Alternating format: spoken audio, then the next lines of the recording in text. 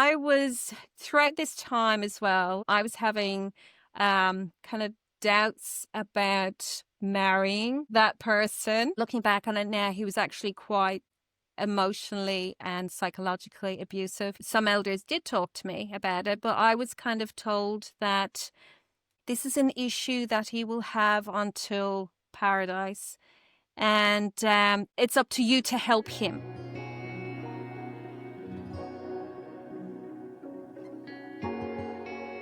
Hello everybody and welcome back to my channel. We are back for another episode of ExJW Women Speak Out. Today I am here with Sandra. She reached out to me and said she wanted to share her story, and I am so excited to have her on today and to let her have the stage and just have a moment to really just talk about her life as JW and everything she went through during that time. So everybody please welcome Sandra, and I am so happy you're here today. Glad to be here. Thank you. So we will start out like everybody else starts out. I want you just to kind of start explaining your history with Jehovah's Witnesses. You know, were you born and raised in it? Did you come in later? And I'm going to kind of take a step back and let you just tell us your story. All right. Okay. Well, I wasn't born into Jehovah's Witnesses. I actually grew up Catholic, and when I was kind of teens and 20s, I started searching for I thought there could be, you know, something else out there. I had like a lot of questions, you know, big life questions, you know, why are we here? You know, why is there suffering and all this kind of stuff. And so I actually ended up in getting introduced to the Jehovah's Witnesses in China. I went to China in my mid-20s as an English teacher, and I met a guy there at the time, and he was a Jehovah's Witness, and he had answers to all the big questions that I had. You know, why are we here? And I remember, so this guy ended up, later on, we ended up getting married. Okay. So that was my first introduction to Jehovah's Witnesses. And I remember just having a lot of talks with him, you know, the Adam to Armageddon talks. And I just felt that it answered a lot. And I found that it seemed to me at the time that it was, I hate using the phrase, but the truth, you know, and so I just loved having conversations with him about everything, and he was a very convincing person. So that was my introduction to it. So we ended up actually, not long after, we ended up getting engaged. So we started going out, we got engaged and everything not long after. So I thought it was the right thing at the time to do with him. I kind of think I fell in love with the truth rather than him. It was all kind of enmeshed into each other. So that was China. And we ended up having to leave China. And I remember going to my first meeting, because he's Australian. So that's where I'm originally Irish, but I live in Australia. And he was Australian. So I went to Australia, and I remember going to my first meeting in Australia. It was a memorial. And I remember thinking, oh, okay, this is kind of nice. People kind of seem nice and everything. A bit odd, you know, like a bit weird, a bit very different, you know, to the Catholic Church and how I was brought up and stuff like that. But I kind of thought, oh, okay, people seem nice and everything. So we were there for a while, and then we ended up leaving Australia then to go to Indonesia. So we went as English teachers to Indonesia, and it kind of all snowballed from there. In Indonesia, we found the witnesses there. I started a study. I actually was studying, which is very unusual, I have found out, with a brother, Yeah. with a man. So, Yeah, that's interesting. and it was, yeah, I know. So, and he introduced me to the Jakarta English congregation. We went there, and I kind of felt, oh, these people are so lovely, all the love bombing. And so at the time, it felt like the right thing to do. And I was, throughout this time as well, I was having kind of doubts about marrying that person. But I remember, because we were engaged at the time, we were meant to be getting married in like 6 months' time or something. And so I was studying, even though like I kind of had a few, like, I wasn't sure about certain things. And I mean, like when you're studying, you're not told everything. It's just like the bare basics of everything. And I kind of thought, well, it kind of sounds okay. So as I was saying, that I was having doubts about him. And I remember going to a meeting, and so this was before I got baptized. And I remember the talk was about letting your yes mean yes. So, yeah. And I remember thinking, oh, okay. So then they were talking about, even if you decide to marry somebody, you have to go through with it. So I kind of felt, maybe this is God telling me that I should marry him and be with him, even though I had doubts, because I didn't realize at the time. But looking back on it now, he was actually quite emotionally and psychologically abusive. He would yell, yeah. But I kind of felt, okay, I think this is what God wants me to do. This is what I'll do. It's saying, I have to let my yes mean yes. I said I would marry him. I better do it, So, yeah, I ended up marrying him. I got baptized. We got married a month later.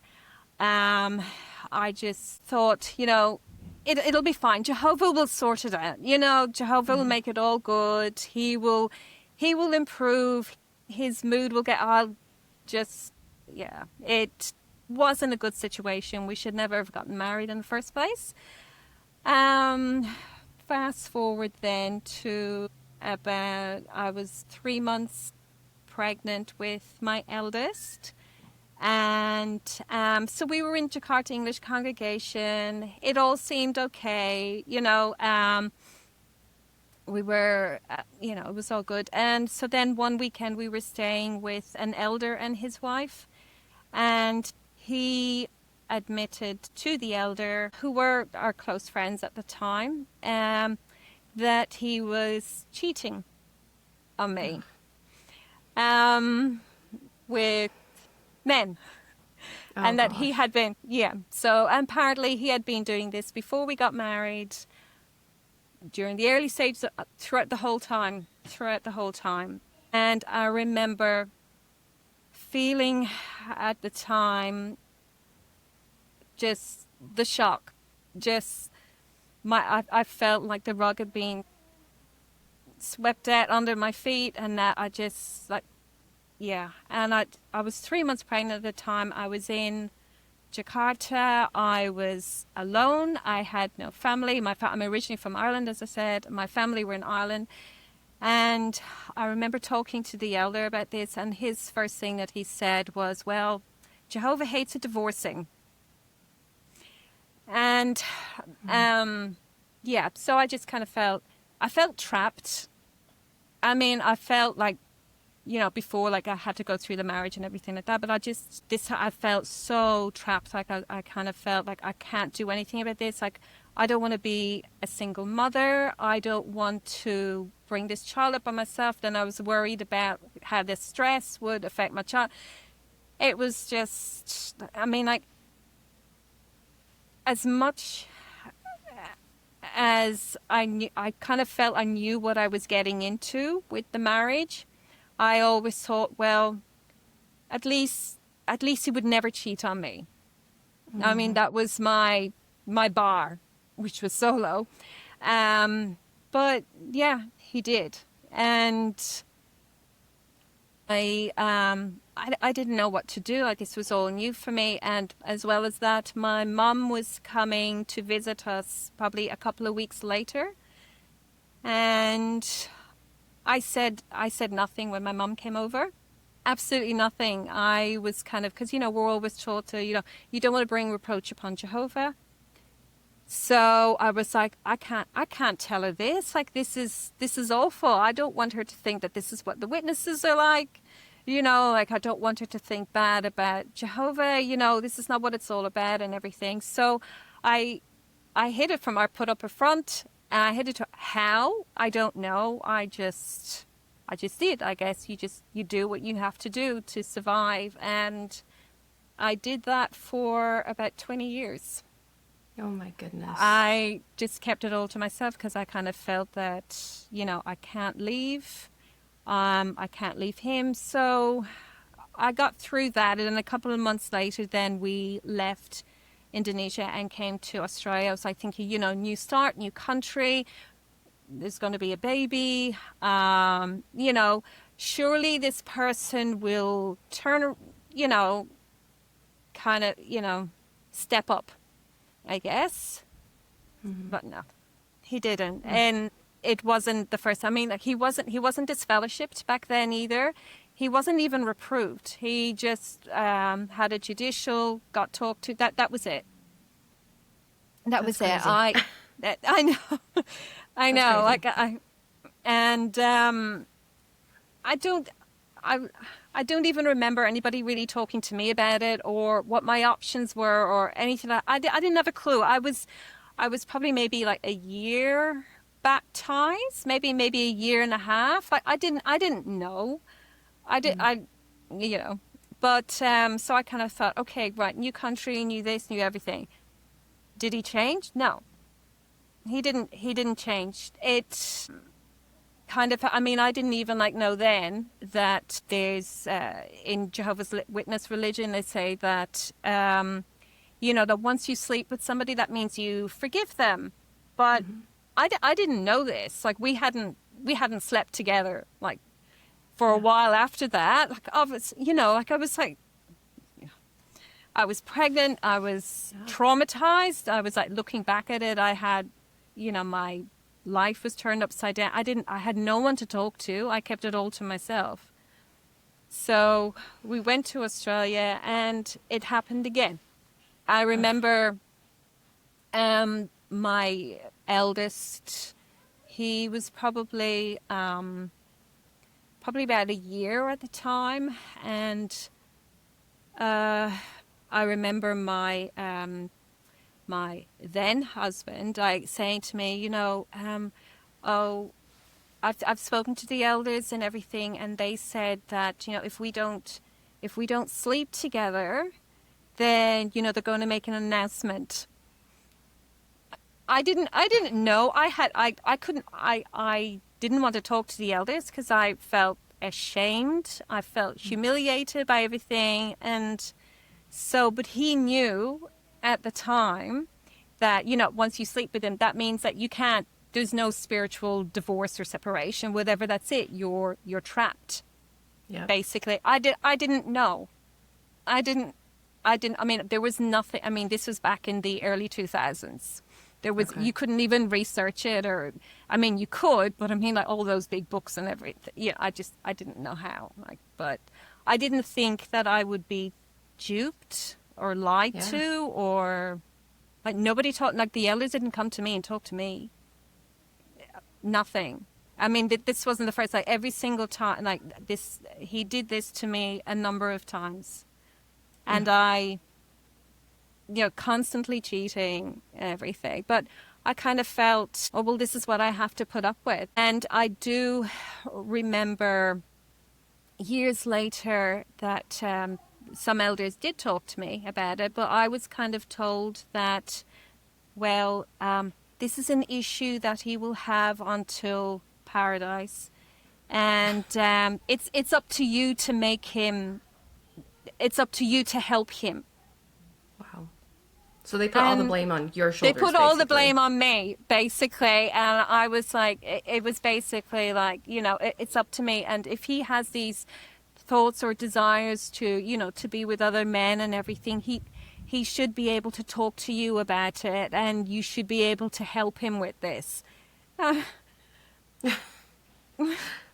That's crazy. Speechless. That's ridiculous. Yeah. So I had this, and like even when my youngest was born, not long after he was born, I remember seeing texts from that my husband was sending this other guy, begging him to go over to his place.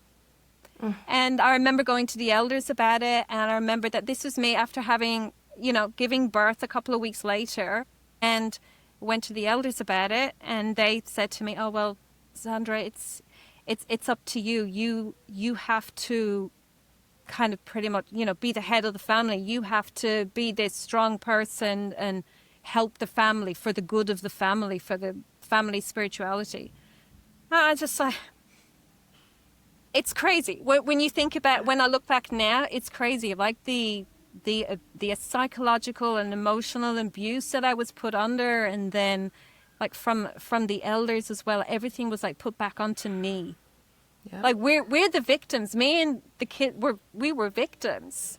Mm-hmm. But and yet they were blaming you basically for everything. Yeah, that it was my fault, that I wasn't doing enough for him, basically, and that's why he was going out and doing all of this and everything. And what are you meant to do? You can't. So basically, he never got this fellowship for any of this. He went up.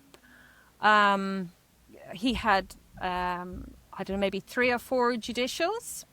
He never once got this fellowship. Never once got reproved. Nothing. So there was no consequences. So obviously the behavior continued. Mm-hmm. Because there was no consequences, so I just kind of felt, in the end, what's the point? I couldn't do anything. I think I just shut down. Yeah. And I remember after the second was born, my second son was born, not long after that, I think I did have a breakdown, but I tried to keep it together as well. I mean, it's just how are you meant? I mean, I had to keep it together for the kids. Mm-hmm. I had to just put up with it. I just kind of felt I have to put up with this. This is my life. Yeah.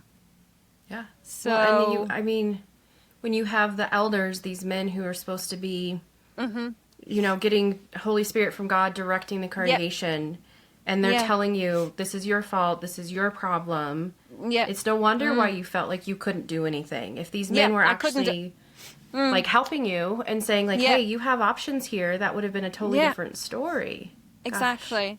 And I just felt trapped. Just trapped is the only word I can think of. I just felt like I was in a prison, basically. And, I tried to do everything I could. You try to go to the meetings, you try and, but yeah, I don't know. And he was like meant to be, as you know yourself, like our husbands are meant to be like the head and meant to be looking after us spiritually. And I kind of felt I had to do that too. On top of everything else, like I was told that I have to make sure that we're at the meetings and, studying with the boys, everything like that. Like it was just so much pressure. Yeah. Yeah. I mean, I smile, but if I don't laugh, I'll cry. But you were on your own in that whole situation. I was completely ill because I was in Australia. I was by myself. My family were in Ireland. I couldn't tell anybody because I felt so ashamed. I felt that this is what am I doing wrong? I must be doing something wrong if he's if he's cheating constantly and So he never really had any repercussions from his actions. No. Did he still have like was he able to do like talks or microphones or anything like that in the congregation? He did actually. Okay. So during COVID, when most people kind of woke up we became more involved, I think, because it was easier just to have to go to the meetings on Zoom and things like that. And so he ended up becoming a ministerial servant. Wow. Okay. Yeah. Wow. And so, yeah, I know. But so it's kind of like, and so that was interesting. So because he was able to, we were able to, I think, to the outside, to other people in the congregation, we looked like we were, the perfect family. You know, he became a ministerial servant. I ended up actually, a couple of years into COVID, I ended up pioneering, because I kind of felt, maybe if I get more into it, that things will improve, that it'll help my husband, and that maybe he will become a nicer person, and he might, be, be a better dad to his boys and things like that. So I ended up pioneering, and I even went to the pioneer school. Okay. Yeah. That was on Zoom as well. But I remember hearing about the pioneer school and everything, that I had been admitted into it, and I remember just crying, crying, because I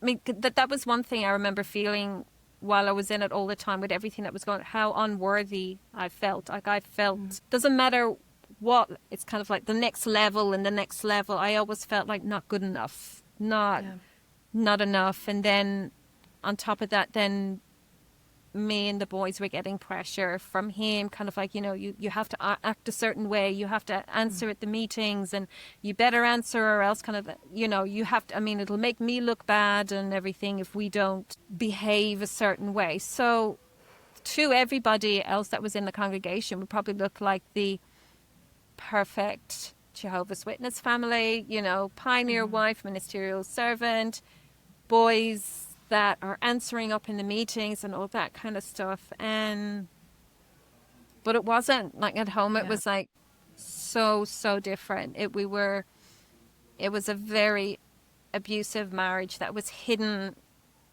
through. It was just, it was like, it didn't matter what he did wrong. He never got there were never any consequences for it. So I guess it just kind of made him worse, I think. Well, I mean, yeah, why would you change these things you're doing if you're just getting a little slap on the hand, if even that? Yeah, exactly.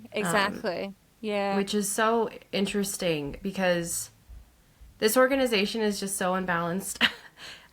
You have people who will do something so minor and will have the book basically thrown at them, so to say, and they get all the consequences. Exactly. And then you'll have someone like that who is doing very bad things, and yet get away with it. And it's not a one-off. Like you hear it a lot. I mean, we've witnessed it even ourselves, like people that we'd be like, wow, I can't believe nothing's happening. And it's just, exactly. It's crazy. It is. It's absolutely neat. It's absolutely crazy. And so, so this continued. So he ended up being a ministerial servant for a couple of years. And then I just kind of felt, I couldn't take it anymore, like with him. He was just very emotionally abusive. It would put me down and belittle me. It got to the point where my kids were like saying to me, he has no respect for you. And I would just say, oh, no, he's just joking, and so I started thinking about this, and I knew his cycles. Like he would go through cycles where he would be, I don't know, quote unquote, good maybe. And then I knew his cycles where he would be, cheating, maybe not physically, but, in other ways as well. You get to know people, when you're with them for 20 years, you kind of know what they're like. So I kind of felt, because his behavior towards me would worsen the way I was treated. So I decided, I think it was like October, November 2023, I was like, I can't take this anymore. It's like, because I got to the point where I was worried for my boys as well. It's like, this is not a good example for them of, like what a man should be like. And I just like, okay, I can't do this. So what I did was, because every other time that he confessed to me that he was cheating and everything, it would blindside me. I wasn't prepared for it. There were times where he told me he was cheating. There was one time I'd actually come out of the hospital after having an operation on my leg, and like a week later he told me that he was cheating on me. So every time that he told me he was cheating on me, I was in a very vulnerable position and I couldn't do anything about it. So this time I was like, okay, I'm doing my research. I am going to go through the wakes and the watchtowers, and I'm going to make sure that I can get a scriptural divorce or separation at the very least. So I went through and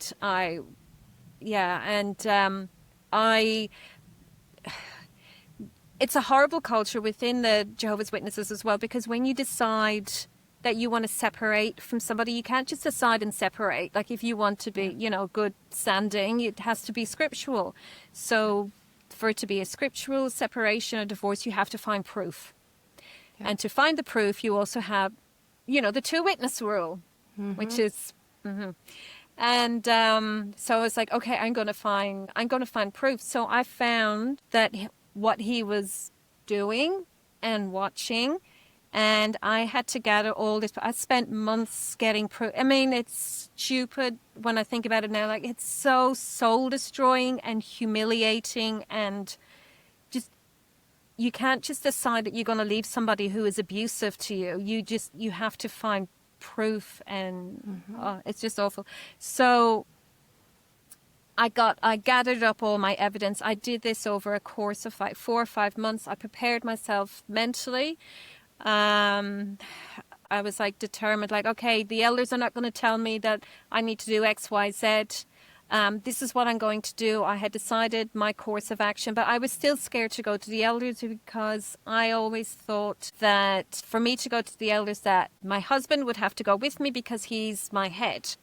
Yeah. So I decided, okay, well, so what I was told, I confronted my husband at the time, and I said to him, I know you've been doing this now. And his first reaction was, he panicked, and he was like, oh, you will help me to get better, won't you? So I was, again, put back onto me, and I was just like, no, not this time. Not Good. This time. And he was, Good for you. I know. It's just, I don't know where I found the strength from. I think I got to a point where enough is enough. I need to get out of this marriage. And I remember when I first realized that, like, I just felt sick. I just felt so sick and stressed. And so, long story short, he ended up I told the elders, he ended up having, the elders meeting and everything like that. And they were like trying to convince me one of them was trying to convince me, you can, with Jehovah's help, he can change and everything. And just like, well, I've given him 20 years. He's not going to change. Yeah. He's not going to change. So, so you have to remember, he was a ministerial servant at this time. I had stopped pioneering because I just mentally, I couldn't hack it anymore. So we had moved to a different congregation. So everybody loved him. They thought he was wonderful. He had all these privileges, and behind closed doors, completely different person altogether, leading a double life, just being abusive to me and the kids. So we end up, so we had the elders meeting, and I think they were trying to convince me not to leave him, but I was like, no, I'm leaving him. And they were like, okay. So he had a cup with the first judicial. They invited me to sit in on that. And so I did. And in that meeting, like, a part of me felt sorry for my husband because they were asking him. I mean, anybody that's grown up as a Jehovah's Witness, and if you've ever been in front of the judicial, they ask you so many personal questions. They just humiliate you, and it's just like I felt sorry for him, even though everything that he had done to me and everything, like it was so humiliating for him. But at the time, I kind of felt, okay, no, maybe this is Jehovah helping to find out the truth and everything like that. But looking back on it, it's so wrong on so many levels. So throughout that judicial, he was asked all these questions. And so it was revealed at the time that, yes, I could get a scriptural divorce. So I was like, okay, that's good. So then there was another judicial meeting. And I was convinced at this time that he was going to be disfellowshipped. I was convinced because, I mean, like he was doing this behavior again and again and again. And from what I had read in the Watchtowers and Awakes and stuff like that, it was kind of like, if somebody is unrepentant, somebody who continues to do the same behavior again and again and again, it shows that they're not truly repentant. So he got reproved. He lost his privileges as a ministerial servant, and it's okay, good. So he went to the judicial to, I suppose, they were to determine whether he would get disfellowshipped or not. And I was convinced he was going to get disfellowshipped because I saw all the evidence and everything. No, he didn't get disfellowshipped. He didn't get disfellowshipped at all. He came home that evening and went, oh, well, I didn't get disfellowshipped. That's insane. I remember, oh, okay. Wow. So at this time, we had separated, but we were still living under the same roof. So he was sleeping in a different room. And I remember when he left, I just cried. And my eldest was like, he was about 17, nearly 18 at the time. Mm. He was becoming more and more disillusioned with the religion. And he was like, well, why isn't he disfellowshipped? He should be disfellowshipped, but he wasn't. And so I ended up talking to the elders a few days later, and I remember saying to one of them, and they were like, oh, yes, we know he wasn't disfellowshipped, but, we prayed about it, and the Holy Spirit was there, and the Holy Spirit helped us to make a decision, and, and that was a decision. And the Holy Spirit was there this time, and we did it right this time and everything. And I just said to him, well, where was the Holy Spirit every other time? Yeah. And his reply to that was, well, best not to think too much about that. And I was just a bit like, so I hadn't woken up then, but I mean, it was starting to fall apart. And I was just like, whoa, okay. Right. So what happened every other time, Mm-hmm. And I remember, talking to another elder about it, and they were like, oh, well, you got your divorce. What else do you want? Oh my God! It's like you show your compassion. Like like all the attention and help went to now he's my ex. Yeah. Well, we were kind of like, oh, you got what you want now. You have your separation. You can get a scriptural divorce. That's it. That's it.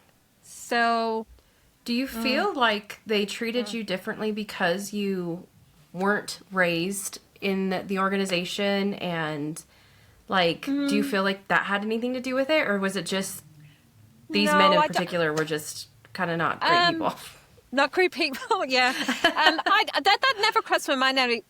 No, I kind of always felt that it was very like, well, you're the female. What would you know? That's how I kind of felt. It was kind of like, well, he's been exposed. You've exposed him. He's been reproved now, because you have to remember they thought this person was great. These were elders in a new congregation. They thought he was fantastic and everything. And for me then to come along and go, well, actually, this is what's been happening. And I don't know.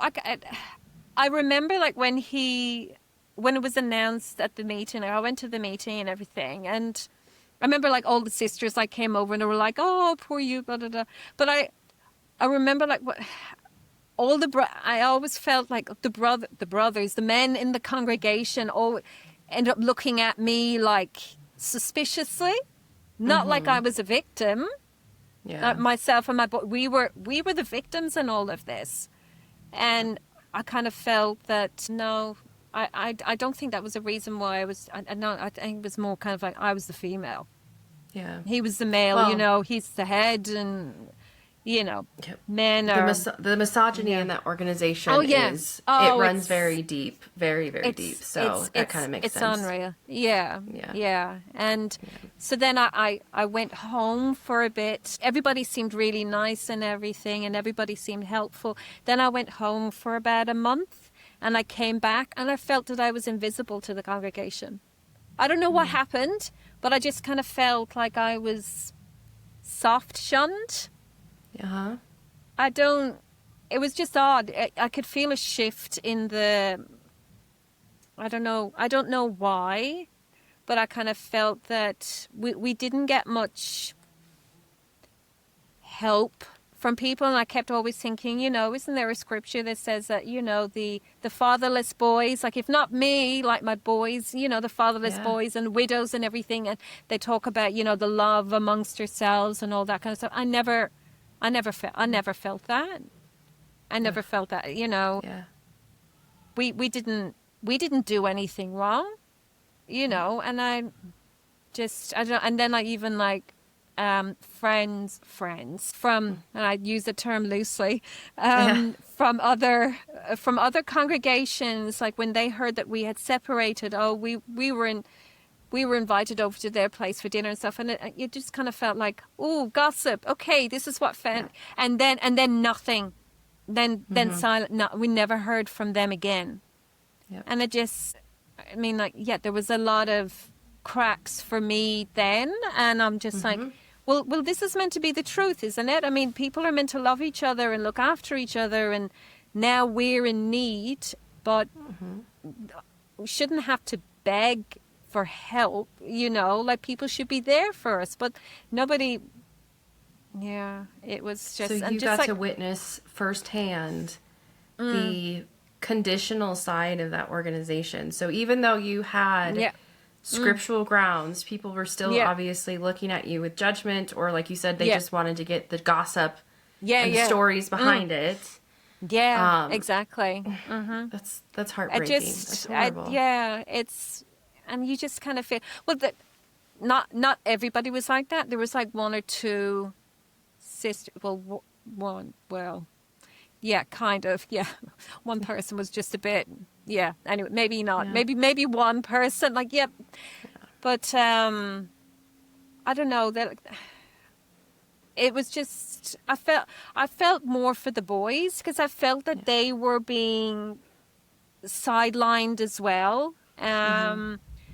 Aren't other, because I was like thinking, okay, like they know what my ex had done and the way he was with the boys. When you think that somebody would try to step in and like try to be a role model for them, I mean, this is what they preach all the time.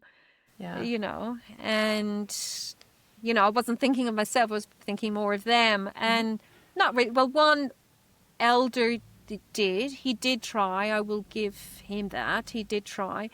But you kind of feel that it's like you're begging to be noticed. You're not even to be noticed, just anything. Breadcrumbs. Yeah. You're begging for breadcrumbs. It's so toxic, really, when I look back at it. Yeah. And I really felt for my boys as well. Yeah, you would think in that situation they would step in and want to help them, but I think it's just, I don't know, there's weird disconnects in this organization, because it's like I've witnessed firsthand there are cases like that where they really do take care of the family or the kids of broken homes, or one of the parents is disfellowshipped or something like that, but I feel like the majority of the time those people tend to get put on the back burner. The ones that are more focused on are the ones that are the center of the congregation, the ones that are like spiritually strong, and it's like, well, they don't really need the help. The ones that need the help are the ones on the outskirts, and they tend to be the one forgotten. Exactly. Yeah. It's unfortunate and that's sad, but So It is. you went through all of this for 20 years. You dealt with I this. did.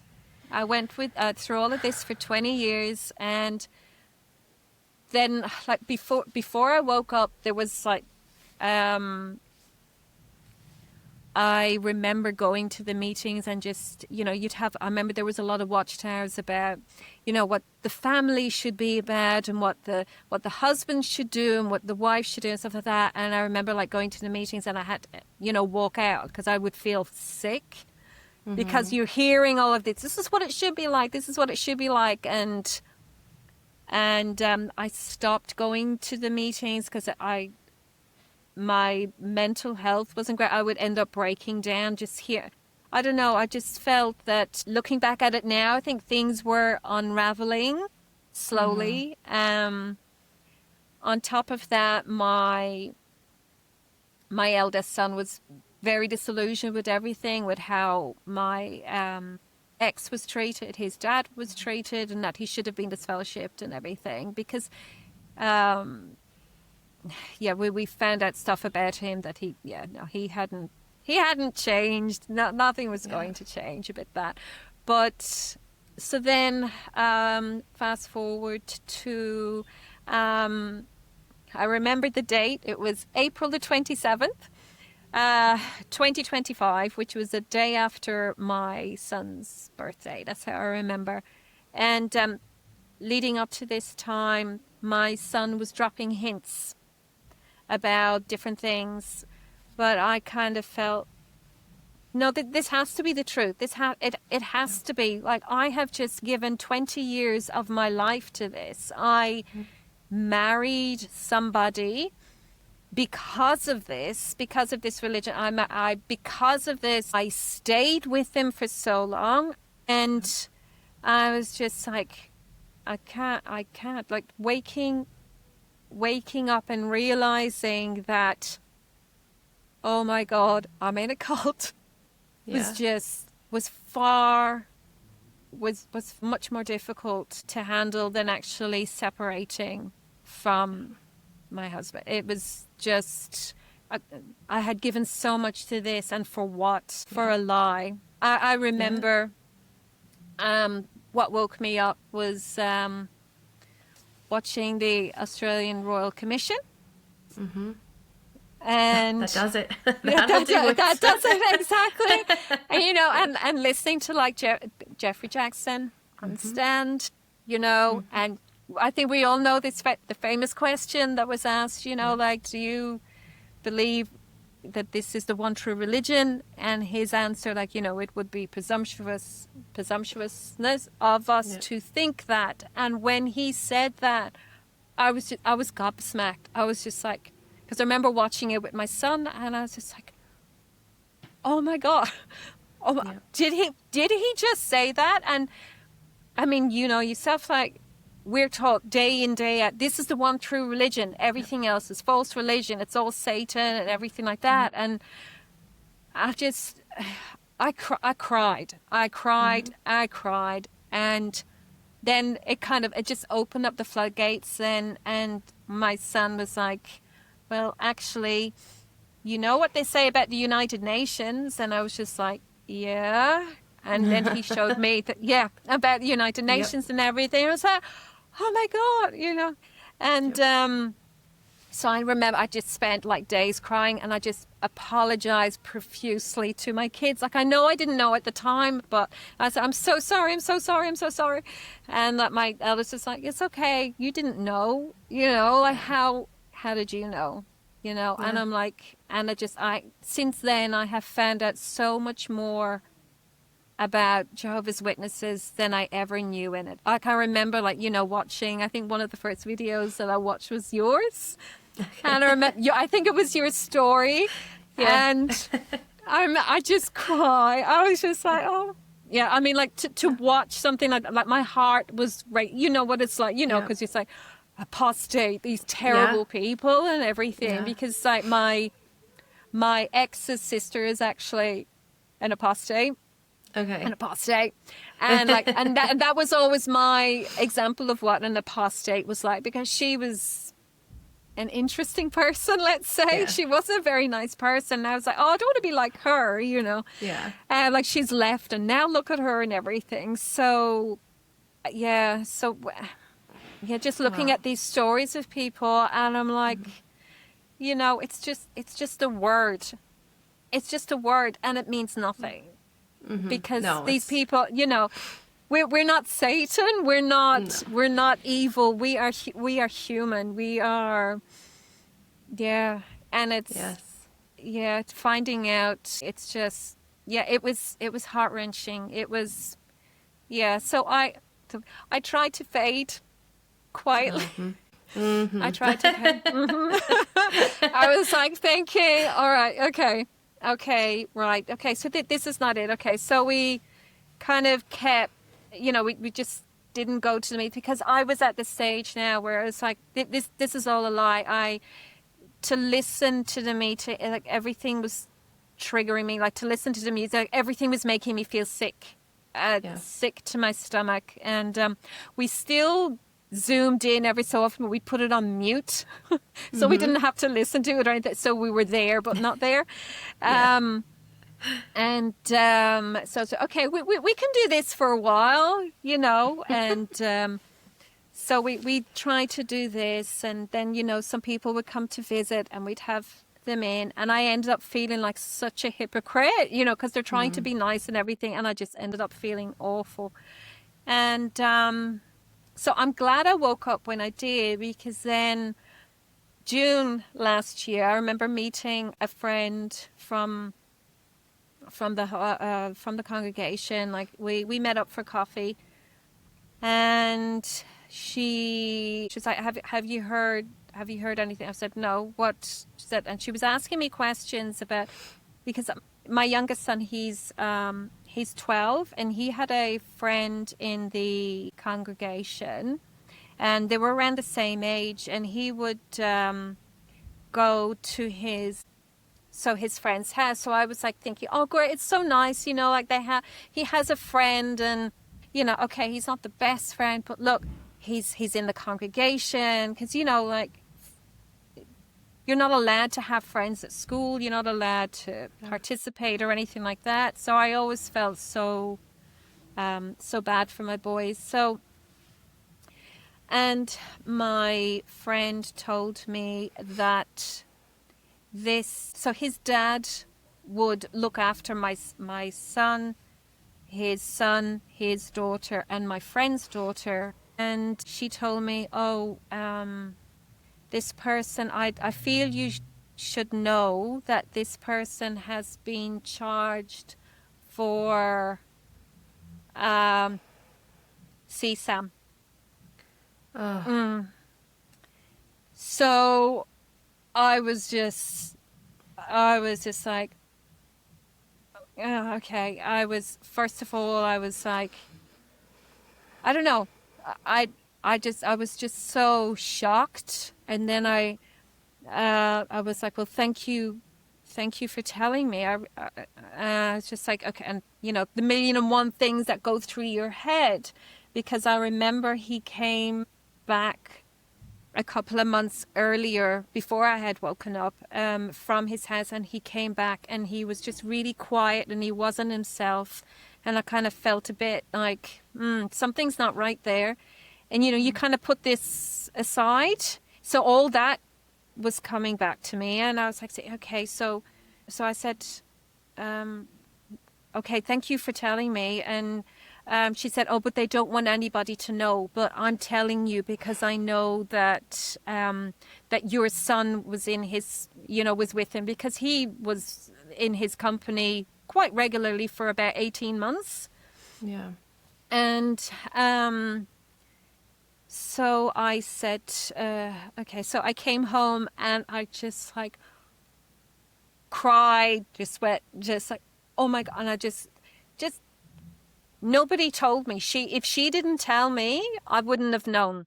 And she was like, oh, but you can't tell anybody else, you know, like this whole secrecy thing just drives me insane. And Yeah. I was like, okay, So I was just, I took probably about a day or two to kind of calm myself down a bit. And so I talked to my son again. And as far as I know, and I'm pretty sure that nothing happened to him, but I do know that he had taken photographs of him in the pool and had sent it to me. So I don't know. So what I did was that I went to the police a couple of days later. And I mean, I know what the Jehovah's Witness protocol to do is like, oh, you go and you talk to the elders and then you make a decision. So I'm glad that I woke up prior to this. So I was like, nah, I'm going to the police. I went to the police and I told them, this is what's happened. This is what happened to my son as well. And they said, yeah, he was grooming your son. And I was just like, I just felt so, I was just terrifying. like, oh my God. It was, I couldn't believe it. Like, you know, like I wanted to fade quietly. And I was like, no. This is just, I couldn't believe it. And so I went to the police and I said, okay. So they said to me, you know, come back if you find out that anything, if your child has been abused. Okay. So the friend that had told me said to me, she was texting me and I told her I'd gone to the police. She said, no, that's good. That's the right thing to do. You're so brave and everything like that. And I'm like, in my head, I'm like, there's no, what else can you do but to go to the police, you know? So she said, oh, you better let the elders know or whatever. And I said, well, what, to let them know what? What are they going to do about it?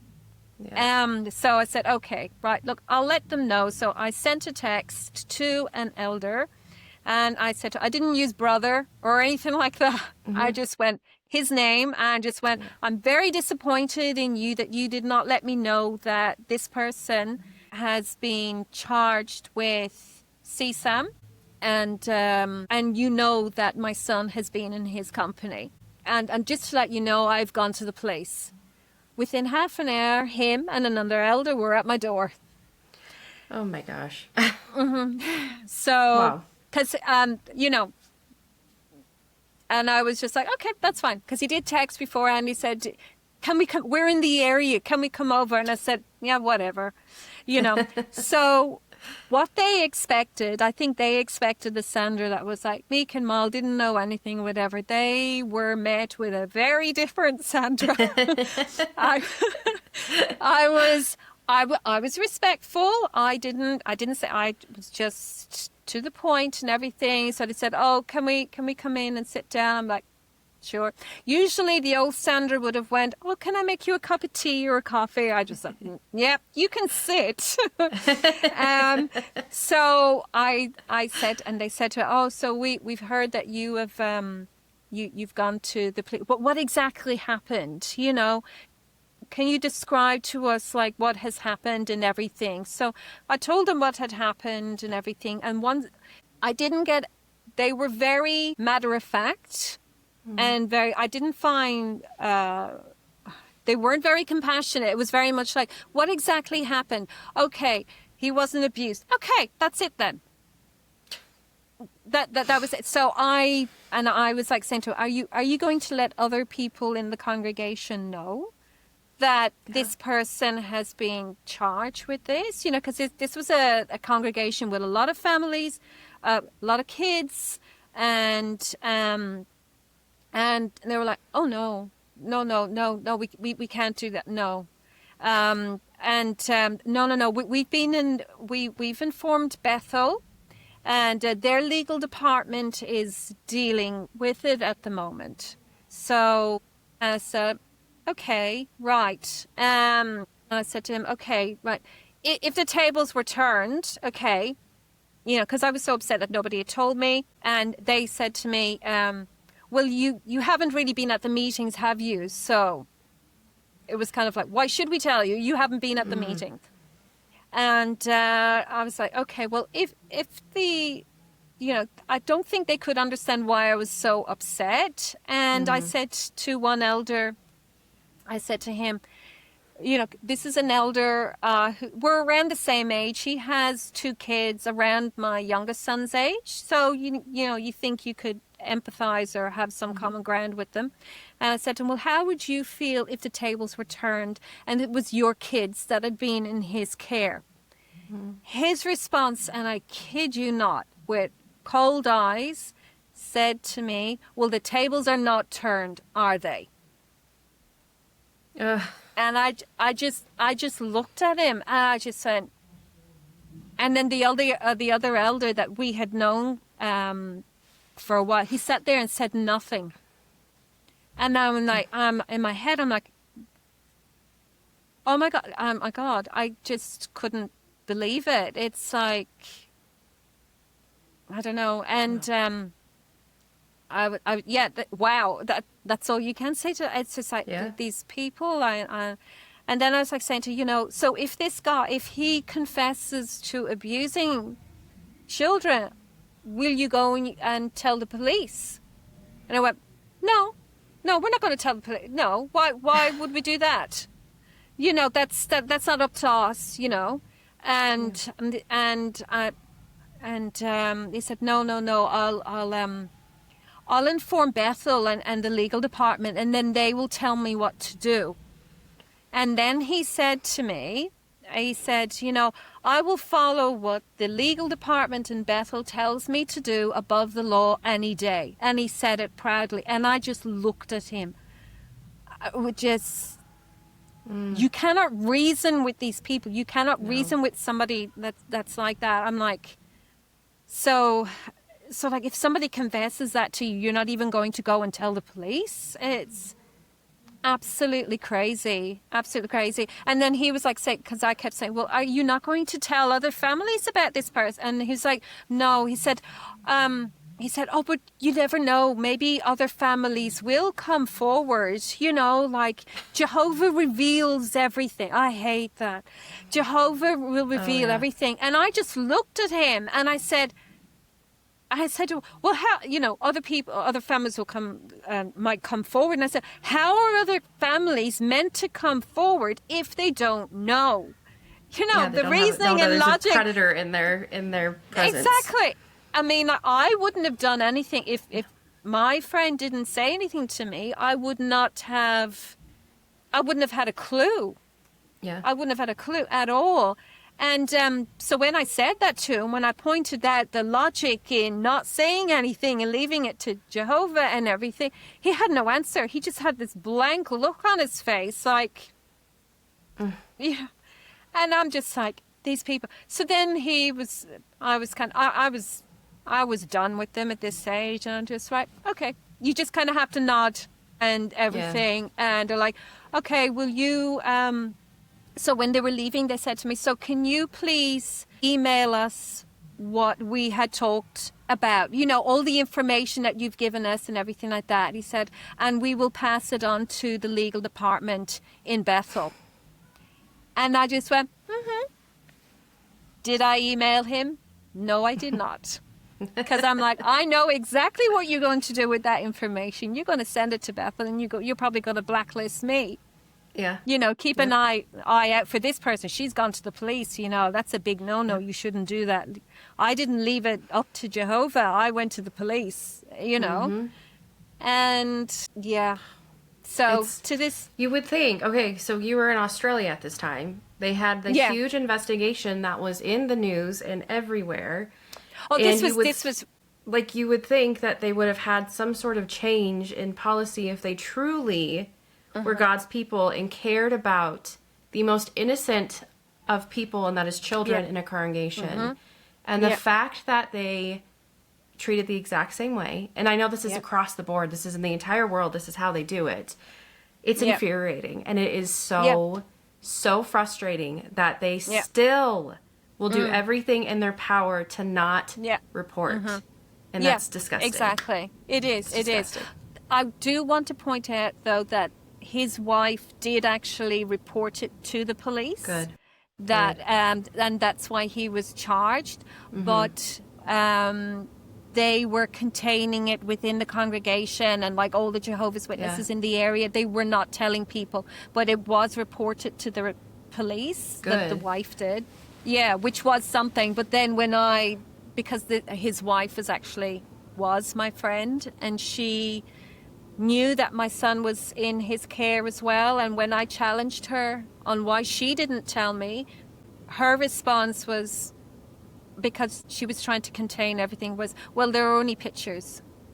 They're just pictures. He's not a pedophile. It's just pictures. Ugh, that is so frustrating. These are the people. Yeah. These are the people that we're dealing with. Like, yeah. they will do the right thing on one, and then on the other, they will do something, and you just like, what? Yeah. How can I don't you understand say that mentality Yeah. of not warning every single person when you know that's in your congregation. Because the thing is, as a child, if something happened to them, they're going to stay quiet until the person they're safest with, which is their parents, maybe challenges them and goes, you know, did something happen? Are you okay? Yeah. Because they're ashamed of it. They're scared. They're afraid of the adults. So elders should be, when this comes to light, you know, his wife reported him to the police. He was charged. This should be an announcement. So-and-so. I mean, they're okay with talking bad about people being disfellowshipped, people that are apostates, and like warning people to stay away from them. It should be the exact same in that case, and it's not, and it's so frustrating. 100%. It is. It is. It's disgusting. Yeah. It's disgusting. Well, if I didn't wake up before then, I definitely would have woken up with that anyway. So it's just, it's unbelievable. No words. Yeah, no. I mean, it's horrible. So that happened in June. Yeah. After that point, you were already kind of checked out before that. Oh yeah, I that would do it. That would be like the final nail in the coffin. Yeah, absolutely. Yeah, I have just been. Yeah, I'm glad I woke up before that. Yeah, that definitely would have done it. So since then, I've been up and down. It's a lot to kind of reconcile in my head that what I thought was the truth was a lie. It's a lie, and I gave 20 years to something that, you know, basically, I mean, it's not just that. It's like the marriage that I was in was because of them and why I stayed in it, and I just feel like I've lost decades of my, like I've lost like 20 plus years of my life, but I'm trying not to dwell on that. I'm trying to, like, I have good days and bad days, you know. Like, I feel that I'm playing catch up now, because, you know, I tried to do the right thing, you know, I tried to do the good housewife kind of thing and put my career on hold and all that kind of stuff, you know, to support your husband and all that kind of stuff. But so now, like, I'm a single mother. I've woken up. I've trying to help my boys as well, trying to keep sane myself. You know, but it's a lot to process. It is so much to process. It is, yeah. But I am happy to say that, like, since I've come out, like, I have blocked a lot of people in it. Like before, because I know, I mean, you know what it's like. If they find out that I'm talking out against it, oh my God, you're the devil, you know. Yes. So it's like I'm distancing myself, and I have done that. I haven't formally disassociated myself yet. I will maybe this year. I just, like, I'm doing it slowly, like, for my mental health and for my boys as well. And because, I mean, there's my ex as well, because he's still a practicing and active Jehovah's Witness as well. Oh. He's in a different he moved. Yeah, I know. Okay. So I have that as well.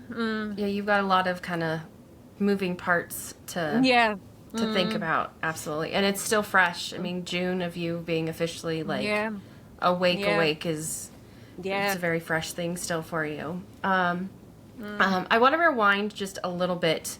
Sure. You were in Australia. You didn't see the ARC stuff until you started waking up. I'm curious, did anybody know that was going on? Like, the court stuff was happening? Was it very much hidden? Was it Like, I think were it people was very told to much stay away hated. from looking at it? I'm kind of curious by that. That's interesting to me. I don't really remember much about it, to be honest. I never really watched the news anyway. Yeah. So, and even at that, I know that at the time you're kind of told, oh, you know, that's just Satan attacking us, kind of thing. And I would have had that. I know myself. I would have had that mentality of like, oh, that's just, you know, you brush over things and the mental gymnastics that you do in your head to kind of rationalize things that don't go with what you're taught, you know, day in, day out and stuff like that.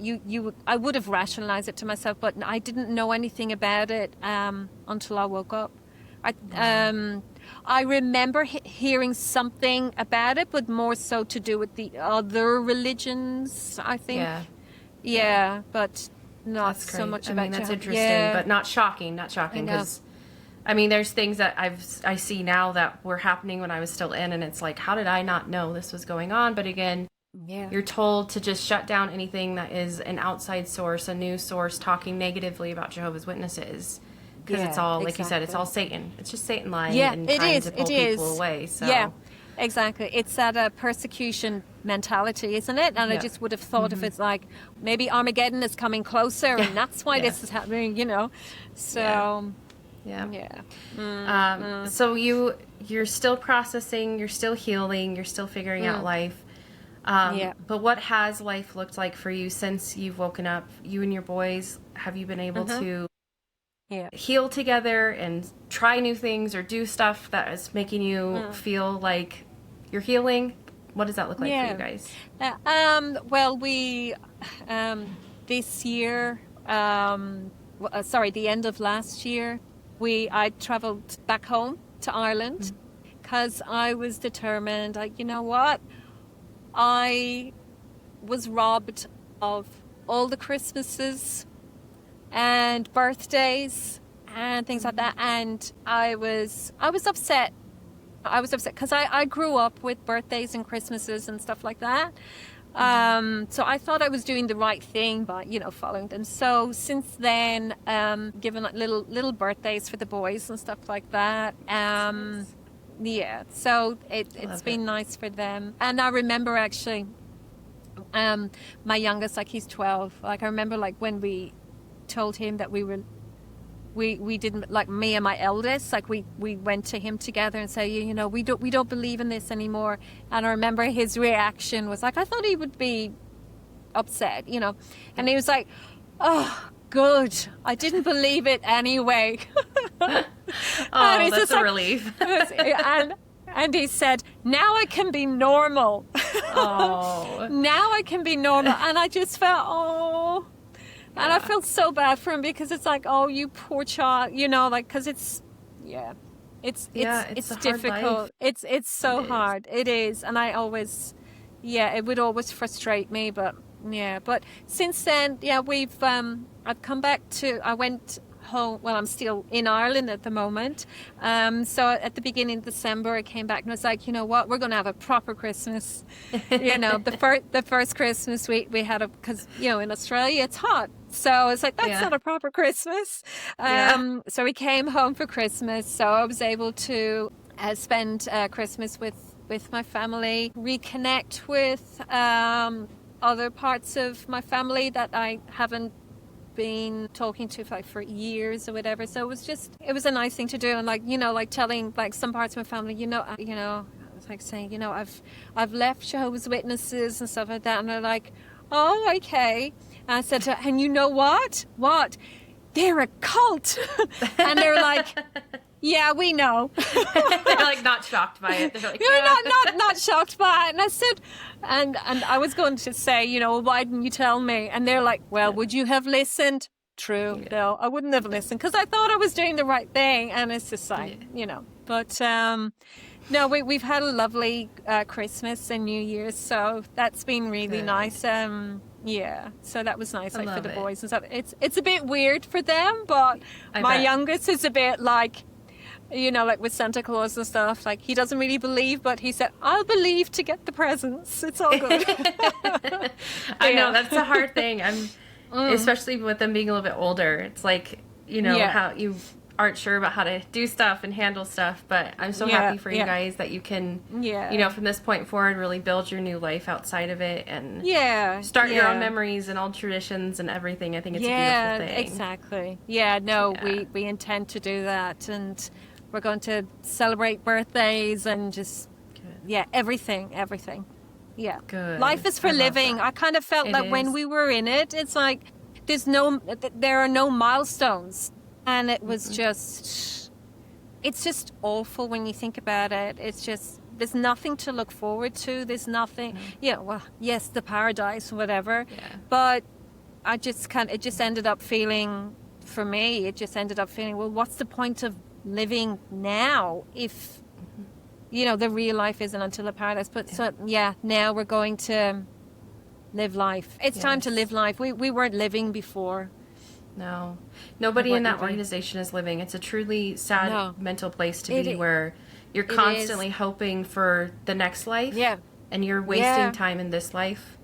Exactly. But you know what? Yeah. I think it's a beautiful thing when you finally get to live for today, live for tomorrow, and make memories and enjoy every second of it. So absolutely. And that's what we're doing. Yeah, 100%. 100%. Yeah. So I'm going to finish with a few little questions for you. One question I like to ask everyone is, do you have any advice for somebody who could be watching this that is questioning or freshly leaving, or even those that maybe are still holding on to something, guilt for years or feeling like they're wrong? Do you have any advice for people like that? If you're thinking about leaving, just look into it. Look into like what I did. Like, it's not, the ARC is a big one. The Australian Royal Commission. There's so many things going on at the moment. This is not what's deemed apostate material or anything like that. This is court cases. These are things that are happening. They're eye-opening, and it is the truth. And no, Satan's not attacking. This is not from Satan. This is reality. If you're feeling guilty, try to let go of the guilt. Definitely, what has helped me, seeking professional help as well. I think that's a good thing as well, but to try to find somebody that understands Jehovah's Witnesses, because a lot of them don't understand, that huge guilt and that fear that we have or had. And I just think, look, it took me a long time, but don't be scared. We're scared off about, like Satan's world and all that kind of stuff. But it's a bubble that we were living in. It is a bubble. And outside of that bubble, you live. There is life, and it's worth living, and it's worth it. And the people outside of the organization, they're not the devil. They're not horrible people. You're not going to be dragged into drugs and all the rest. They're just normal, beautiful human beings that real friendship. I think real friendship, proper friendship, where you can be you. You don't have to put up a front. You don't have to think, oh, did I say the right thing? Am I going to stumble somebody? Am I, all this? You can be you. I mean, you should be accepted for who you are. You shouldn't have to put up a facade or a front. Yes. And if people can't accept you for who you are, they're not your people. No. No, not at all. Yeah. I like that. I think that's great. Yeah. That's great advice. All great advice. Now, I'll ask you, before we get to our toast, is there anything that you're doing now that you're just proud of yourself? You can look at yourself and be so proud of yourself for how far you've come. Even in the short time of you being out, what is that? I I have actually enrolled, you know, education is bad, blah, blah, blah, blah, but I've enrolled into a graduate certificate so that I'm starting that later on this year. So I'm proud of myself for that. I'm like, you know what? I do have a brain and I want to use it. You know, like I don't want, I was made to feel, you know, less than and stupid, you know, as a female, you know, but I want to use it. I want to use my critical thinking skills because, you know, that I'm looking forward to doing. Also, it's in the very, very, very, very early stages, but I have started doing like an Instagram and Facebook page as well. It's called Awake and Unsilenced.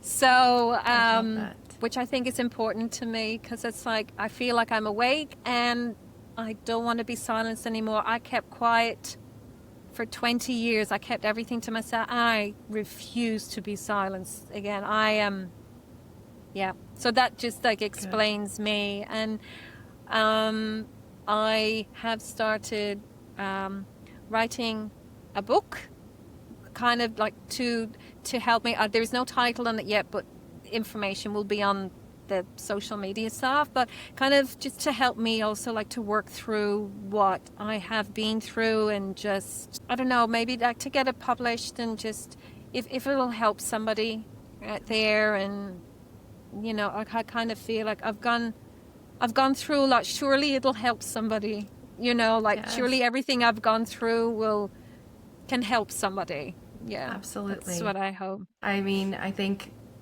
obviously my platform is being built off of being not quiet and telling your story because every single story matters. And exactly. I love that you're taking a step in that direction to not be silent anymore. I think it's going to help so many people.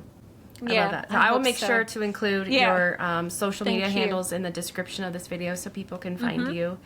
Okay, thank you. I look forward to your book whenever that comes out. That'll be amazing. Yes, I think it's just so great. It's good for you. You're taking back control of your life, and I'm happy and excited for you. I'm excited to see where you go in life. Yes, me too. Yeah, it'll be good. One day at a time. One day at a time. Yes, one day at a time. Absolutely. Yeah. Well, we will kind of tie things up with finishing with your toast. I asked you at the beginning if you had one, and you said you have something. I will let you. I'll let you go from there. I'll get my big giant water bottle. Oh yes, I'll get my cup. Well, my toast is carpe diem. Seize the day. Carpe diem. That's my theme for this year. Carpe diem. Seize the day. Take each day as it comes. Grab any opportunities that come your way. Seize the day. Carpe diem. Cheers to that. I love that. Cheers. I think that's a great motto for 2026. Yeah, thank you. Well, it has been an absolute pleasure sitting down with you and talking and hearing your story. I'm so sorry you endured the amount of stuff you had to go through, but I think it's beautiful to see you finally living life and giving your boys a life that they never would have gotten in that. So good on you. I think it's amazing. You're a strong, amazing woman. So I feel honored to have been able to meet you and talk with you. And I look forward to following along on your journey as you continue to heal and go forward from here. And thank you very much. Yeah.